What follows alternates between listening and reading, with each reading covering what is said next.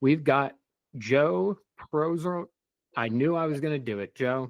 Welcome, everyone, to the Profit Meets Purpose podcast presented by Constant Method, where we explore how for-profit companies can thrive while supporting nonprofits and their missions. Whether you're a new startup or an existing company trying to launch a product or service aimed at the nonprofit market, this podcast exists to help you discover what it takes to create impact and profit by supporting those who serve others. Welcome to the Profit Meets Purpose podcast. I am your host, Mark Cross, co-founder of Constant Method.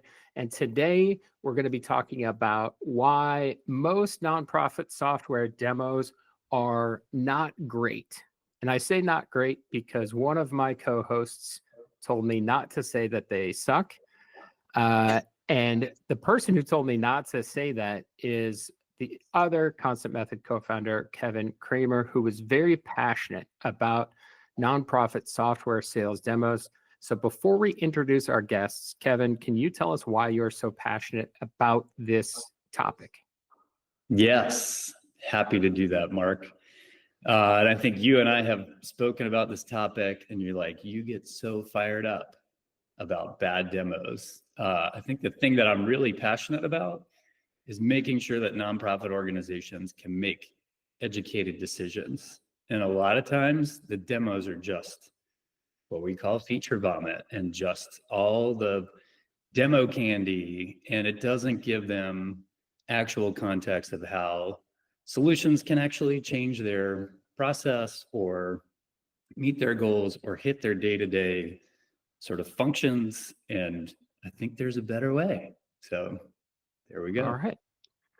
Well, we've got three amazing guests to cover that topic today. And for anyone who's listening, obviously the goal here is to listen to this, evaluate whether or not your demos are doing what they need to be doing. To help us figure that out, we've got Casey Bowers, our colleague here at Constant Method, who has spent nearly a decade in customer success and has helped many of the world's largest nonprofits raise hundreds of millions of dollars on social media. We've got two guests from outside of Constant Method today. We've got Joe Prozeralik. I knew I was going to do it. Joe, what is your last name? That's how we're starting, which is not as great as Joe has started after his career in sales and sales management. He's now risen to become the VP of sales with Pledget, which is a leading fundraising platform that empowers nonprofits and individuals to make an impact. And we're joined by Kayla Schneider, who after years in the higher ed space has become a solutions engineer in a for-profit world, now actually Director of Revenue Enablement, Kayla, at Virtuous, which is not a CRM, but a responsive fundraising platform designed to make impact at scale. Joe and Kayla, welcome. Thanks for having us. Yeah, thank you, Mark. Appreciate it. We'll start as many of the best conversations do, many of my best conversations do, and that's to put everyone in an uncomfortable position. What is the worst demo that you've ever done or have seen? We'll start with Kayla. Wow, yeah. The worst demo that I have ever seen, let's start there. I was buying some software here at my job here at Virtuous. And someone giving you a demo. It's giving me a demo. Yeah. Yes, okay. I will never forget this one because it lasted like 2 minutes. We sent in our demo request with exactly what we were hoping for, get on the call. The AE, not an SE, let's be clear. An AE came in and said, hey, what are we here to do? We repeated what we were doing on demo form. He then starts to like randomly click around and he then says, hey, you know what? I don't think this is a great idea. I cannot show you what you need to do. I actually need to connect with an SE and we're going to have to reschedule this call because I cannot answer your questions today. When you bought that software, how well did it work? We did not buy that Really? software. I did not reschedule that demo Wow. at all. We just moved on. Yeah. Lesson right off the rip, folks. Don't stop your demo 2 minutes in and ask for a solutions engineer. It was more of just be prepared, right? Like we gave them the information they needed before we got on the call, and obviously didn't even look at the task that was sent to them, right? Like they didn't even take the info form at all. And it was like, yeah, here we are. Let's move on. That's incredible. Joe, what about yourself? I couldn't exactly think of a specific demo, but I've definitely made a ton of mistakes. And I think the most common example and something I learned from early on was not trying to improv demo processes or certain questions that a potential customer might ask on the fly, especially if it's a new feature. I've definitely been in those moments where I wind up in some unexpected scenario of some certain screen and it's creates an error or it leads them into the wrong thing where they start asking questions about something else that might not even be an interest of theirs. So winding up in those scenarios always was a quick learning experience, to the point where now I'm like, you know what? I'm not sure. I don't have something prepared for that. Let me send you an example of that after the call. So I've definitely stepped in that trap a bunch of times. And then the other thing that makes me cringe with watching other people's demos is just showing unaesthetically pleasing campaigns or websites for events where we have very blurry photos or images. We have insane color combinations, things that just don't make your product look good, but might show a feature that you're trying to. So those are the things that drive me nuts when I see maybe a new rep or someone showing that type of thing. If you had to pick between an example that looks terrible but has raised a ton of money, or something that hasn't raised much money but looks awesome, which of those two would you show?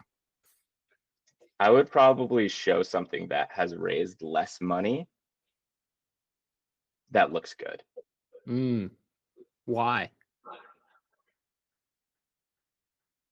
Because for me, I think you're building value or you're building like a reputation in different ways. I think it's important to understand the use case or the exact scenario that the customer wants, rather than trying to impress them with a big campaign. Because everybody goes on a website for any software and we all see like the same logos. Everyone's proud of having the same logos. And I think after a while, especially as a consumer, you kind of grow not to just trust like, oh, they're going to show me the biggest customer, or they're going to show me something here. So I think just creating value with the actual features and the benefits that derive from them is more important than, showing something big or name brand. It's fair. Yeah, I think it's probably good that no one on this call has ever taken a great looking site and done something like added offline donations in order to make the fundraising total look better for a demo. Kevin, speaking of, what's the worst demo that you've ever seen? Ever seen or ever done? Both. Either. Yeah. The worst one that I ever did was the first one I ever did. And I just learned so many lessons from that. The long and the short, so I came out of orientation training where they took us through all the product stuff. And my manager said, hey, go over to Paul's desk at 10 o'clock to do a demo. Didn't say with a client. I thought it was just, for this, like a mock demo with this AE. And I show up to his desk and he's like, what are you doing here? And I said, well, I'm doing an event module demo with you. And he's like, it's for a client. And I was like, oh. And I was like, can you do it? And he's like, no. And we were like 5 minutes away from the demo. And the long and the short, like I didn't expect anything smashing, but I just did features because that's all I knew. And I didn't ask any questions and he didn't have any information. We were terribly unprepared. Customer was clearly frustrated. I had no idea how to answer the questions. But boy, a lot of lessons learned from that around preparation and making sure, if you're doing a demo for somebody else, they need to tell you what it is they want to accomplish in this call. And the other piece, to Joe's point, like, don't answer questions. Don't make stuff up on the fly. I wasn't making stuff up, but there were places where I should have stopped and said, we probably need to investigate that a little bit more. But just a ton of lessons. It was I don't think he sold that deal, but a ton of lessons learned from that for sure. Worst ones I've seen are just when there's not, when it's all about telling and features and so forth, and there's no time for feedback and questions in interaction. And I think there's a part of the demo experience that is always continued discovery. I can do a discovery call by asking questions, but when you show visual representation of your solution, that's the first time they can visualize it as well. Getting feedback at that point is a great opportunity to ask questions and get feedback as well. Yeah. Kevin, I believe you when you say you weren't just making things up. I believe you. Casey, worst Me better than that, demo, Mark. worst demo you've ever seen or experienced or given? Oof, I don't know if I want to call myself out right now.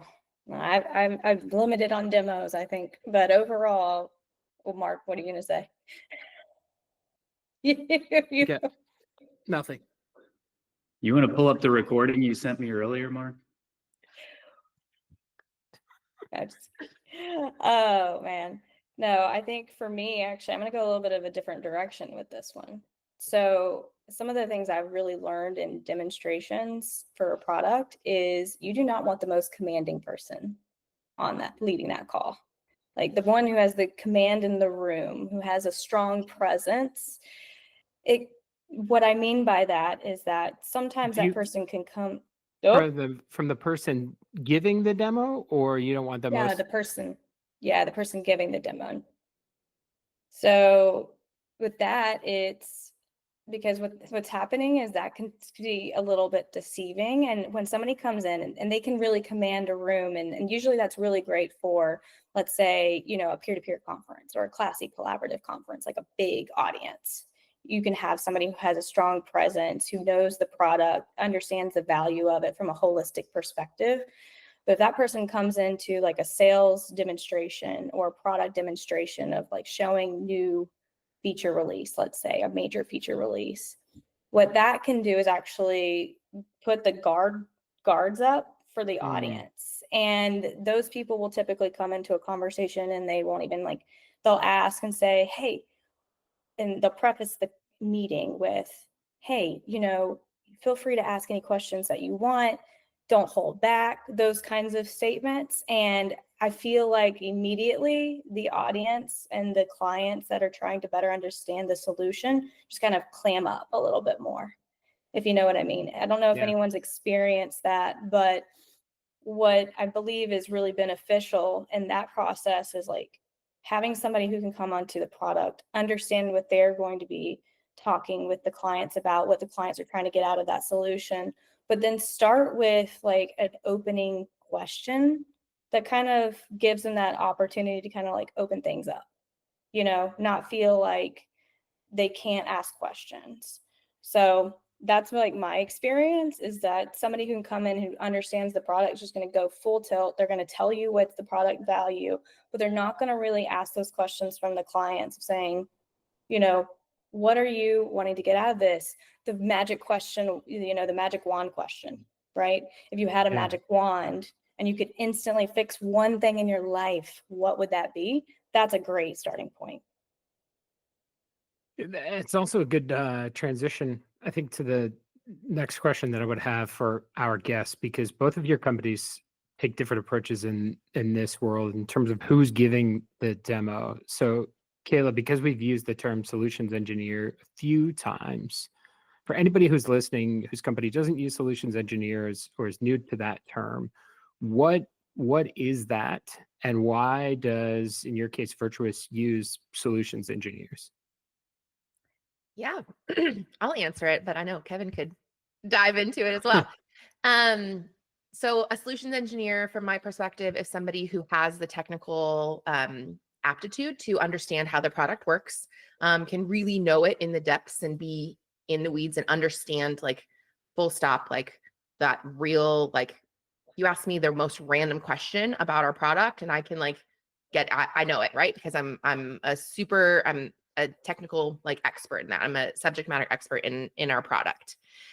But also not just that technical piece, but from my perspective and how we hire sales engineers, it is understanding the personas that we're talking with and the verticals that they're in as well. So understanding the difference in how to speak to a chief development officer and a DBA, right? I'm going to answer questions differently because I know it's the same answer, but I know that they're looking for a different piece, right? They're coming at it from a different perspective. So taking technical knowledge plus the understanding of the customer and of the buyer, and then also understanding the pain points in the industry at that time, and taking those together and being able to really weave a story of, I understand you, I'm here alongside you, which is a lot of my team, is they've already lived that life. They understand the problems and the needs, and they can come to the table as, I'm here to help guide this conversation. While yes, a solution engineer is selling, we are on the sales team. It is really about, as Kevin mentioned earlier, like making sure that the customer is coming to and understands what they're getting themselves into, right? Those expectations, making sure that it's an educated decision and not just glossing over something. I think that's something that's really important for me and my team, is that if we hear a pain point and we hear something, we're not just going to like leave it on the back burner. Like, we're not just going to gloss over it and let CX handle it later. We want to make sure that, like, hey, if you've called this out as a showstopper, let's have this conversation. Is this really a no-go or not? Because this is what we can do. Here are some other solutions that can make it work, but like, it's not exactly what you're getting today. And making sure that the customer is an educated buyer and making sure that they can succeed in adoption as well. What, to play devil's advocate for a moment, because I'm certain there are leaders of companies who would be listening to this and saying, well, it sounds like you're describing what a salesperson should be doing, or an account executive. Why solutions engineers doing that and not an account executive? Yeah. I do think that there are companies that could have AEs be an SE at the same time, but from the technology that we sell, I don't think it's actually valid to have a AE understand and have the technical aptitude that an SE has. Like, we sell a very complex product, and a very niche, like, there are really specific pieces about it that it's just so much, right? Like, it takes my team, like somebody from my team, about a quarter and a half to ramp, right? Like, and that's to get in the weeds, understand, be able to ask the right questions and those types of things. And so to have an AE, like, expect them to get to that depth of knowledge and have that, I think over time, some people can, but I just don't know if it's actually like capable. But other products, if they're not as complex, I think for sure an AE should be expected to do that. Kevin? Yeah, I'll add on, maybe from a little bit of a different perspective. I think AEs should have the ability to show things from time to time as part of their discovery. You know, if there's a question that the prospect is having a hard time just visualizing, being able to pull up a screen and say, hey, this is what I'm talking about. Can we, and then continue on with your questions? Absolutely. I think there's a point in time, I'll say a couple of things. One, there's a point in a time where when you're running a demo, particularly, and I'm familiar with what Kayla does. I mean, it is very complex. But if I'm running that demo, I'm not listening. I'm thinking about, where am I going next? How do I get to this next? How do I tell the story? Is this thing going to work? Do I have the data in there? I'm not paying attention to the customer. There's a time and a place where, could I demo that software? Sure. But if I did that, I'm not actually paying attention and engaging with the customer or the prospect. I'm not asking questions. I'm not listening. And I think that's a really important part of the equation when you look at where and how an SE fits into this role.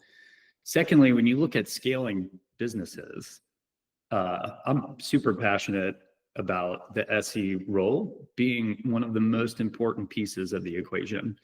I've always said with Kayla, her superpower is she could say, look, I sat in your seat. Like there's an instant connection when you have that ability. You can take then new AEs and focus them on a sales process, how to run a discovery, how to engage when you're on a demo.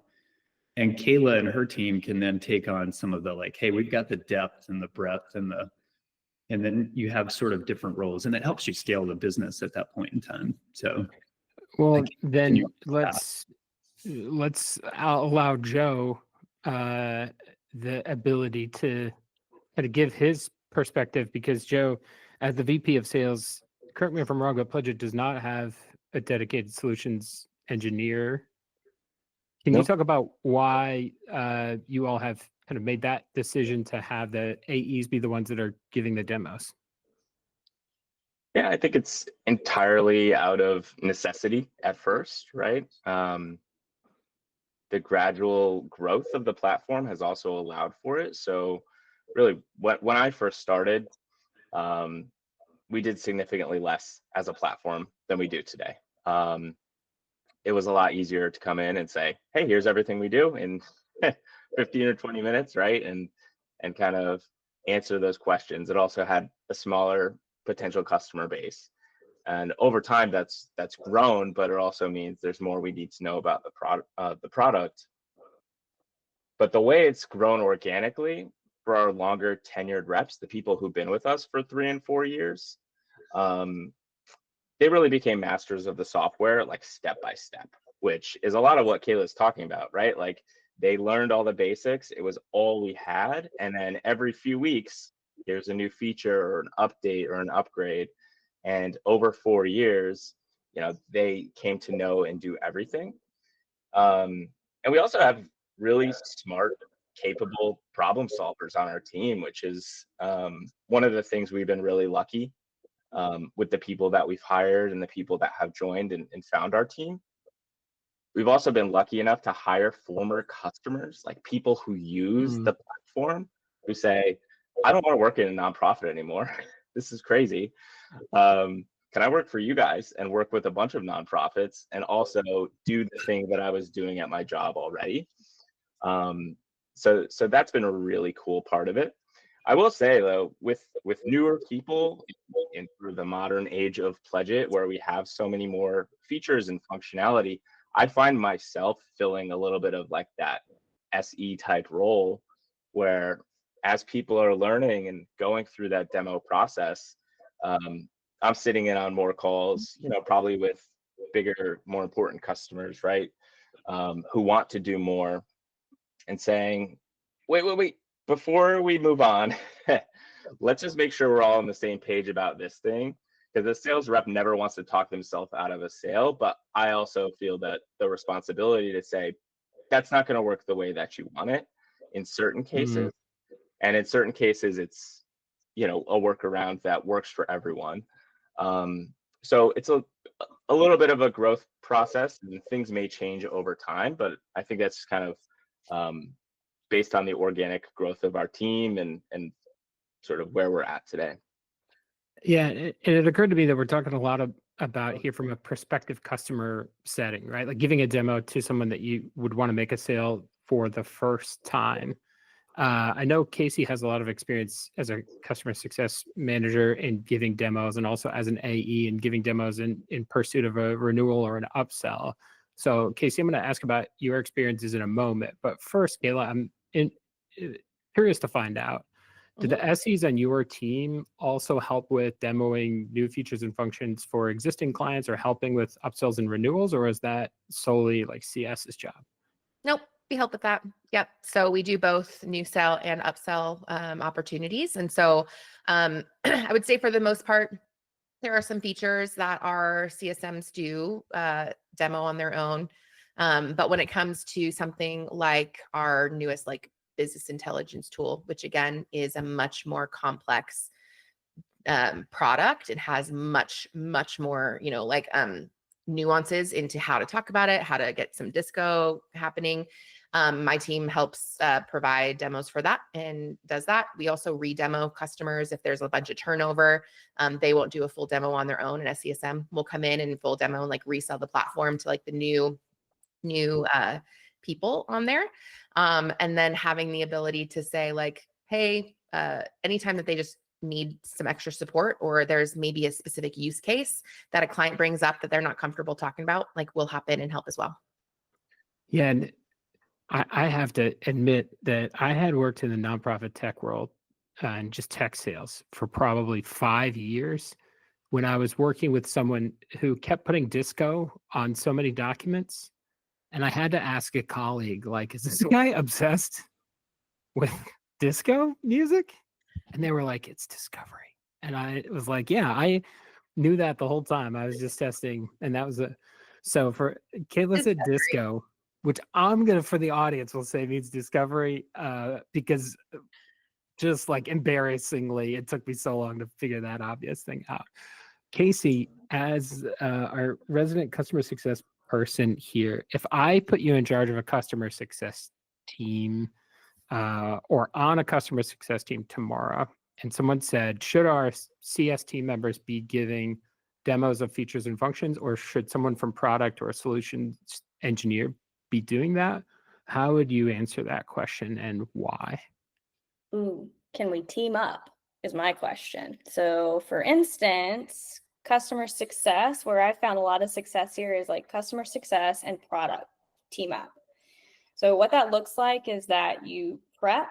The customer success person is responsible for understanding the ins and outs of what that customer is looking for and their pain points that they continue to experience. So your solution should be solving for problems, but as you're continuing to have conversations with them, you're peeling back the layers and the onion, if you will, to really figure out what are their pain points that they're still experiencing that your solution could provide an answer to.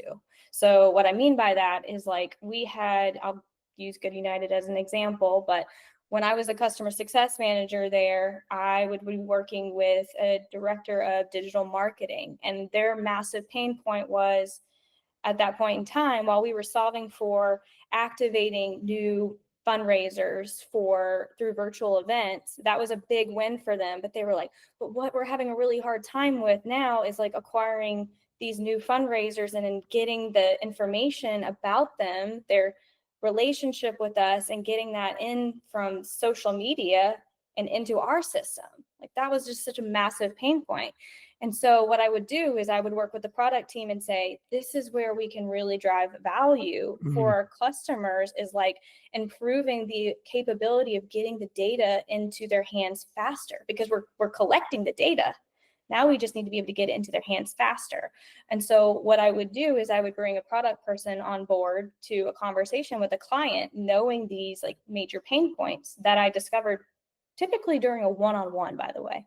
That is the best information that you can get, is like off the record, not having a standard meeting, just give them a quick call and have like that really like good conversation and just like say, what do you really need? Tell me, I will help you out. And I think you're touching on I something just that jump in and say, Yeah. anything you can do on the phone is amazing. Like I grew up in sales on the phone, and so much of what we do today is over email. To what Casey just said, just like lit up, right? Like pick up the phone and make a call. And like this is, so many jobs should be phone jobs. We want to have those personal conversations too, because people will just drop stuff to you that you would never get over email. So I just love that point. Yeah, 100%. you're touching on it, and everybody I think has said some version of it here, which is like we're having a discussion about demos, but we're also, a lot of this has centered on the conversations before those demos in that discovery. So I'll kick it back to Kevin to expound upon why that's so important, or why everyone has made a point to talk about discovery. Yeah. And this hits all of this, the entire sales process, but everything starts and ends with discovery, in my opinion. And that's the AE's job, and could fall under it's the AE's job to do discovery. That's the time to be curious. That's the time to learn. That's the time to understand the big drivers of why people are even looking at a new solution or trying to solve a problem in the context of demos, particularly if you have an SE or you're bringing somebody else in to then do a presentation. It's critical for you to share information from that discovery that is meaningful for preparation, that you're showing the right things. But that all starts and ends with discovery. I mean, that goes through. And if I'm the AE and Kayla is my SE, for me to get on that call, that's the first time Kayla's actually interacting with that team. I'm the glue in that process. I can't put her in a bad position. I need to be the voice that says, hey, we've had all these discussions ahead of time, and here's what is on our agenda for today, because these are the things you told me were important. I've asked Kayla to take us through, and there's a way to hand that off, but that all starts and ends with discovery. I mentioned this before. When you're in a demo, you may learn other things because you're showing capabilities and you're talking about part of the solution. The discovery doesn't end after a disco call. It continues through the process. But from a demo perspective, learning what those key drivers are, critically important. I talk about time blocking with demos, and just to give you an example, for Virtuous, I think, Kayla, you guys are probably an hour-long call for a typical demo. Is that right? An hour. Yeah. Hour. Yeah. So the first 10 minutes is probably like intros, agendas, and the last 10 minutes is for the AE to finish the call and, get next steps. You're already down to 40 minutes. You probably have 10 minutes of hey, let's orient you with the solution. Now you're down to 30 minutes to focus on high priority stuff. If I haven't done my discovery the right way, I don't even know what to focus on in those 30 minutes. So. Yeah, the beginning of that, you said that you can't hang your SE out to dry. Yes. You shouldn't, but Kayla, I'm going to guess that sometimes they do. What are the... You don't have to name names. You don't have to say Kevin Kramer hung me out to dry in this way previously. No, I'm kidding. Kevin, we all know you set SEs up in your career. Great, I'm sure. But can you talk about what are the good account executives doing in terms of discovery prior to speaking to their SE versus what are the ones that perhaps you'd like to, have a strong conversation with at another time after that call because they didn't do what they were supposed to do? Yeah. Good. What does good look like for me for a prep? If I came into a prep and an AE said, hey, Kayla, this is the mission of the organization. These are the people and their roles that are going to be in the room.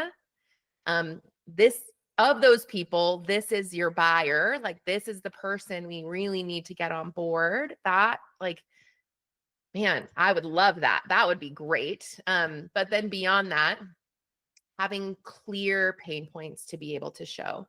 Kevin used the word the term feature vomit previously. When Kevin asked, you usually have an hour. I mean, honestly, our first demos at Virtuous are about 90 minutes, and it's just too long. It's a long time to sit and keep somebody's brain going.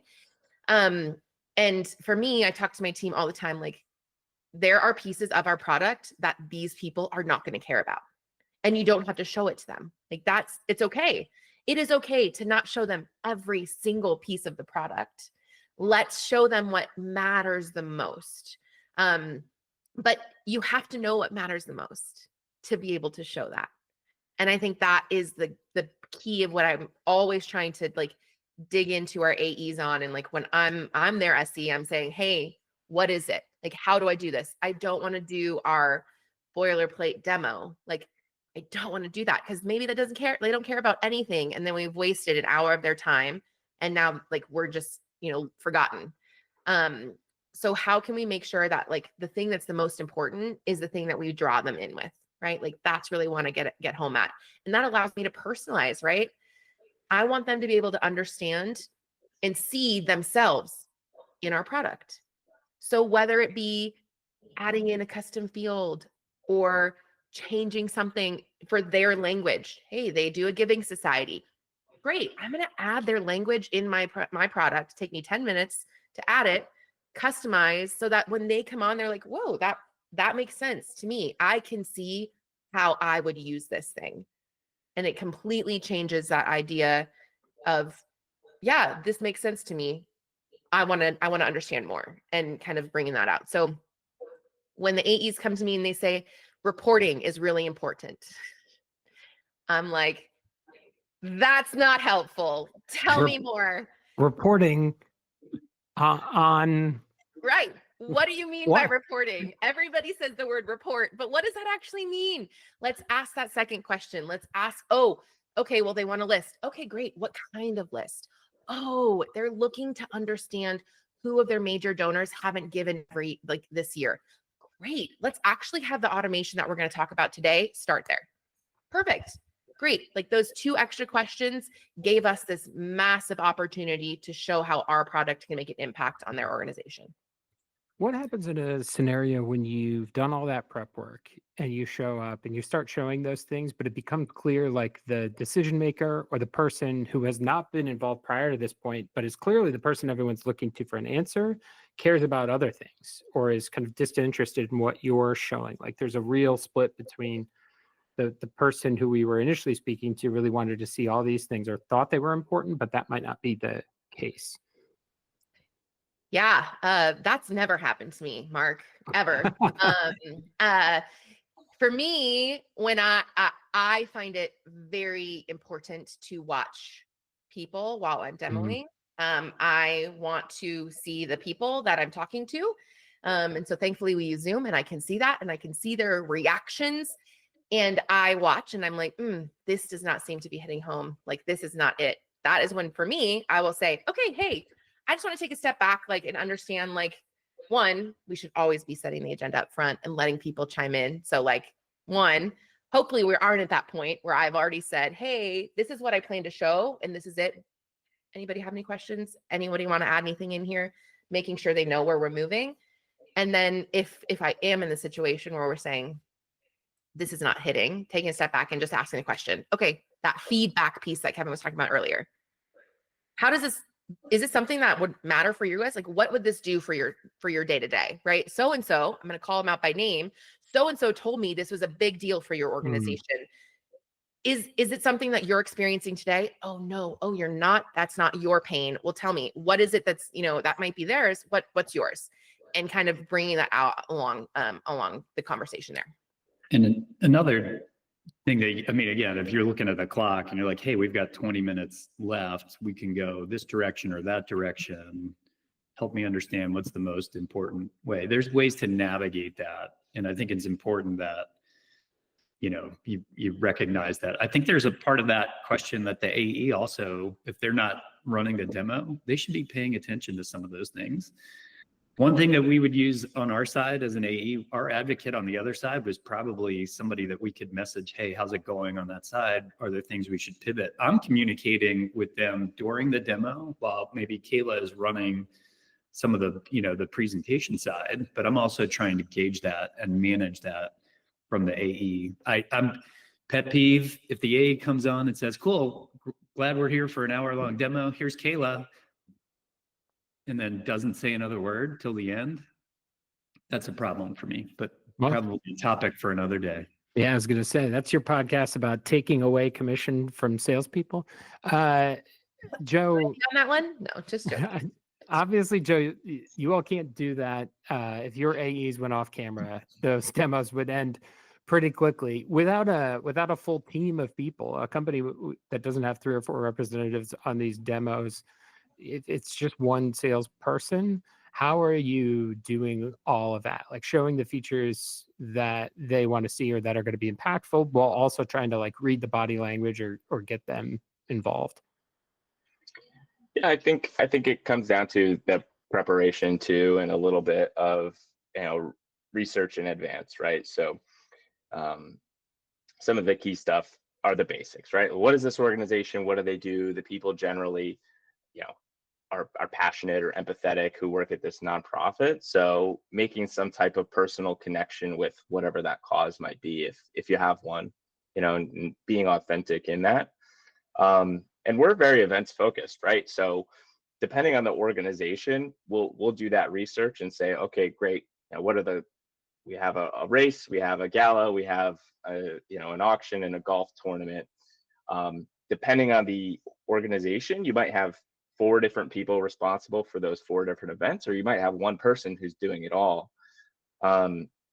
So at the beginning, you want to be sort of prepared for maybe all of those scenarios you might go into. But once you're on that call, that's where you want to be having that discussion and saying, what are you responsible for? Like, what are your objectives? Because they might say, hey, well, Marnie runs the gala, so I have nothing to do with that. And maybe they don't want to see anything about it, but maybe they do as well. So asking some of those questions to say, what's important to you? What are you interested in seeing, to build value, to bring in that other person for a follow-up, or to show them what they're interested in. So I think it's as simple as saying, like, hey, what are you interested in seeing? Because we probably all had those demos where the person's like looking around and they're on their phone, and you're like, hey, is this even interesting to you? Because we do not have to have this conversation right now. And those are probably some of the worst demos that I've been on. But yeah, asking the right questions, doing research in advance, and then I'll do a little bit of this like bonus thing where maybe I look through their registration forms, try to sign up for an event, look for little oddities that you might not notice on the surface. So that way, when you're doing your demo later, you can say, hey, I saw you have this question on your registration form. This is how it would work on Pledge It. And it just shows that person that you've done your homework, you know a little bit about them, and hopefully they're the right person that's involved in that. But yeah, just asking those questions and then doing a little bit of that advanced work, or a medium dive on their forms or their process.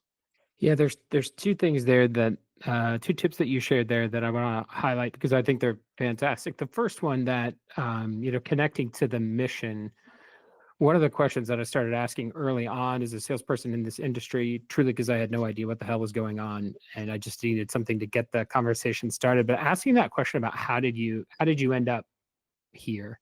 How did you come across this? Why now are you working for this nonprofit? I remember I asked that my first ever large demo, and it was a support organization for people who had lost a family member in the workplace. And this woman had lost her son. And this is the first demo I'd ever done. I asked that question. Everyone was in full on tears. But for the rest of my career, really highlighted like, oh, these people are here to do more than just like click buttons and move data around. So especially in this industry, I would echo that, as well as I'm glad you mentioned the extra research and actually like clicking around and going around and understanding the experience that their supporters have or that they have today, so that you can draw that distinction. That's one of those like new salespeople rarely do that. And experienced salespeople who probably don't need to do it very often.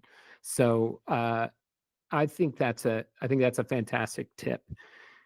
On the body language conversation, before we wrap this here, I do want to hear from Casey because, again, has been referenced multiple times. We're in this virtual world now through Zooms where people can be either on their email or doing the thing where they're just on mute and shaking their head the whole time. So, Casey, any strategies for those situations where people are just staring off into the distance? Yeah, that first thing is telling me, like, yeah, Kevin said it, like turning the camera off, shaking their heads, like nodding like this. That tells me we've either lost them already, and they're just, we all tend to, in human nature, say that we do this nod like this, but we really don't understand. If we're learning something new, that is typically what happens as far as body language goes. And then the second thing I'm going to say there is also strategies to re-engage them. So I, as the customer success manager, if I'm not the one doing the product demo, what I will do to help re-engage them is I will come off mute.